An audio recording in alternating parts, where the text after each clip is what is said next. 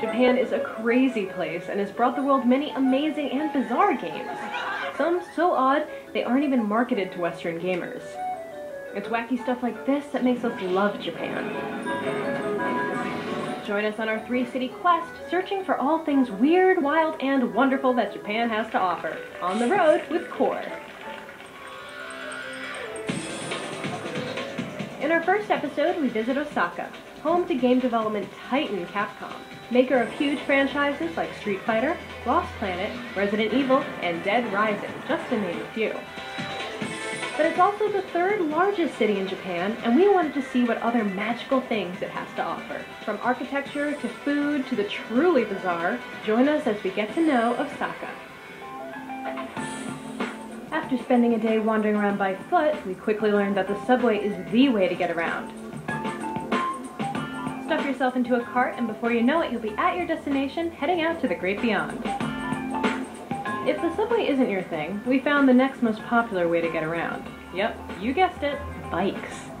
Everywhere you look, people are on the move. Old and young, businessmen and couples. Oh, and look, we even found Audrey her very own. We soon arrived in the Dotonbori district, only to find ourselves surrounded by people and food. You see, Osaka has a saying, Qore, which basically means to ruin yourself with food.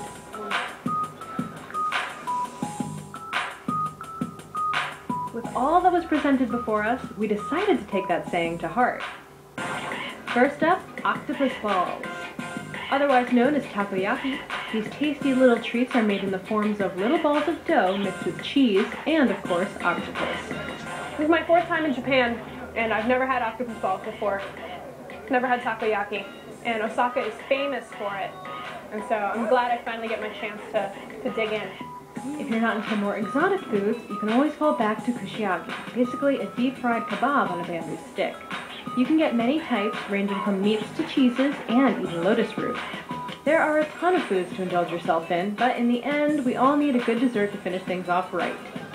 We tried a bean paste crepe that was in the shape of a fish. Oh, little fishy, I'm going to eat you. And then ice cream from a vending machine. That looks like cheesecake, and I do love cheesecake. But at the end, we never really found what we were looking for. That is until we were let in on a little local secret.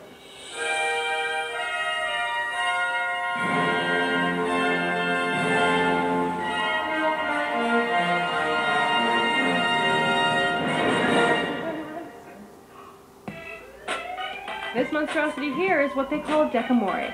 It comes in several gut-busting varieties, but we decided to go with the Mount Fuji. Sounds like an entire cake down here. Ah, all your desserts in one place. Ice cream, cake, fruit, cereal. Dessert has never been so intimidating. Okay, well, I think I've successfully eaten myself into ruin here in Osaka. If you don't mind, I'm gonna take a little nap. Oh yeah, Osaka holds some crazy things, but we never expected what we ran into next. A Santa-themed love hotel? Really?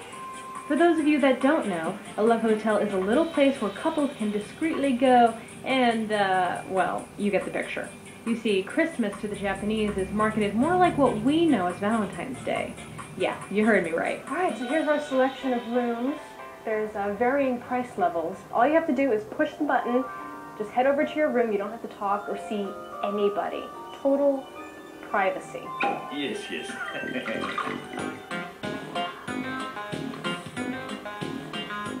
Okay, so we've got my entertainment center with my karaoke mic, so I can sing myself to sleep. Oh, how convenient. PlayStation. Oh dear, what's this? Do I get to pick a costume? Maybe next time. I'm beat. When you're feeling refreshed, checkout is easy. You never have to talk to anybody, if you know what I mean. Osaka is a great city. Besides the weird, there's the wonderful. Great architecture, like we made a sky building with an incredible 360-degree view of Osaka. You can see why it's ranked as one of the biggest cities in the world. From ubiquity to antiquity, one of the oldest buildings here is Osaka Castle. It's more than a tourist landmark, it's also a good place for families or artists to come, enjoy, and relax. There are even buildings that are covered in plants, like this one we came across. The organic building's design takes conceptual cues from bamboo and contains 80 different types of indigenous plants and trees. A little further out of town is the enormous Tower of the Sun. Standing 70 meters tall, the Tower of the Sun is yet another amazing piece of architecture we came across. Just walking around the streets of Osaka gave us a good look into the culture and the spirit of the Japanese people. For a fast-paced modern metropolis, everyone we met was very helpful and, thankfully, patient. Now that you've gotten a taste of Osaka, try creating your own Japanese-inspired video game using Qore's Game Box Generator. Make your masterpiece and then export the image to the XMB to share with the world. We can't wait to see what you come up with. Check in next month when we travel a little further north to Kyoto. We climb into the mountains to make some new furry friends and find some old sites hidden away for centuries. Stay tuned!